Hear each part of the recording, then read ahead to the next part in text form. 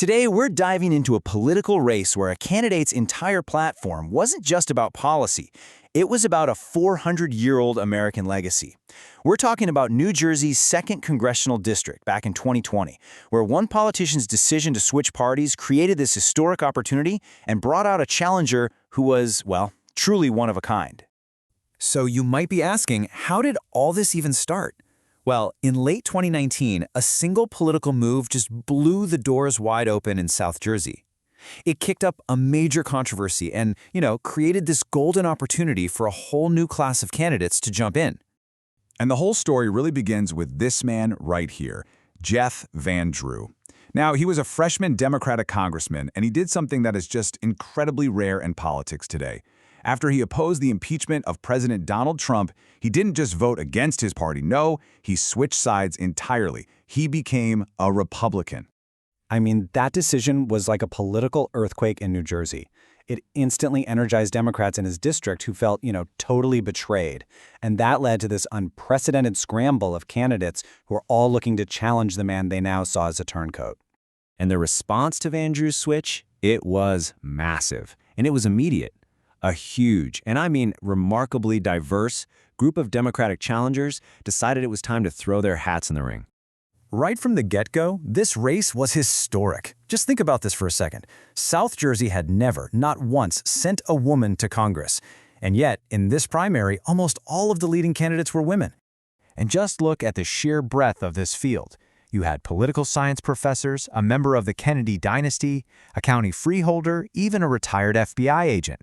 What a fascinating mix of backgrounds, right? All of them were vying for the very same prize. So, while a lot of the candidates were running on pretty typical platforms, policy, endorsements, party loyalty, one contender brought a deeply personal, deeply historical narrative that was just unlike anything else in the race. So who was this candidate? Well, the sources introduced us to Erica Collins, not just as some potential politician, but through a whole series of other powerful identifiers that really defined who she was in the public eye. First and foremost, she was known as an activist. Her whole platform was really rooted in this progressive fight for civil rights, for women's rights, and for human rights.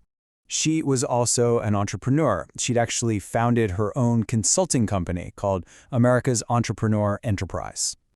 And on top of all that, with a long history working at major media outlets and even hosting her own podcast, she was a self-proclaimed media influencer. She definitely knew how to craft a message. Now, that media savvy was important, for sure. But the foundation of her campaign message was something much, much older. It was her own family history, a 400-year-old American story. When she was thinking about her run, Collins made this incredibly bold declaration.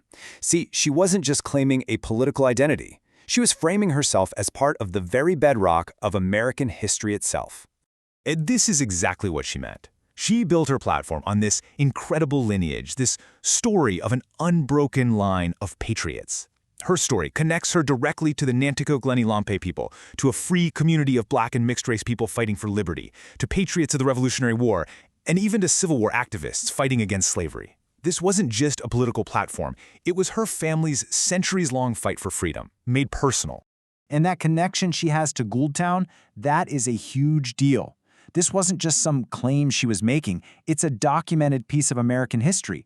Gouldtown was a real, self-sufficient, multiracial community that was fighting for freedom and democracy right from our nation's earliest days. It was a living, breathing example of the American dream her ancestors built. But Collins wasn't just sharing this history for a civics lesson, not at all. She strategically turned it into the very core of her political argument against her opponent, Jeff Van Drew. She used the language of patriotism, a language she felt she inherited from her freedom-fighting ancestors, to frame Van Drew's party switch. In her eyes, it wasn't just a political maneuver, it was a deep betrayal of the country's most fundamental principles.